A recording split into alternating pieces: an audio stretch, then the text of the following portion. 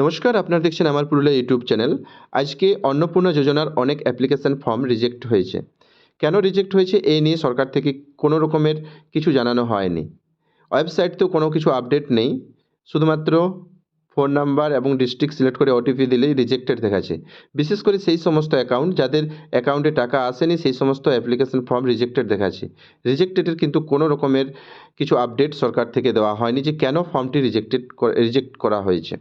এছাড়াও কিছু কিছু অ্যাপ্লিকেশন ফর্ম রয়েছে আন্ডার এনকোয়ারিতে রয়েছে। এখনও তাদের এনকোয়ারির যে রেজাল্ট সে রেজাল্ট কিন্তু দেওয়া হয়নি, শুধু আন্ডার এনকোয়ারি দেখাচ্ছে আর ম্যাক্সিমাম ফর্মেই কিন্তু রিজেক্টেড দেখাচ্ছে।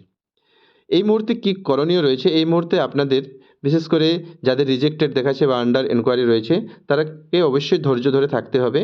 সরকার থেকে এখনও জানানো হয়নি যে সেই সমস্ত ডকুমেন্টস নিয়ে তারা আবার বিডিও অফিসে জমা করবেন না অনলাইনে আবার রিসাবমিট করবেন, এ নিয়ে কিন্তু সরকার থেকে এখনও কিছু বলা হয়নি। অতএব এগুলো সমস্ত ফর্ম আবার ইনকোয়ারি হবে, ইনকোয়ারির পর এগুলোতে আবার ভেরিফাই করা হবে। সেক্ষেত্রে কতদিন সময় নিচ্ছে সরকার একটা দেখার বিষয়। এখানে কোনো রকমের ফর্মের যাদের রিজেক্টেড দেখাচ্ছে অ্যাপ্লিকেশন করার সময় কোনো কিছু ভুল হয়নি, এটা তো আমি নিঃসন্দেহে বলতে পারি।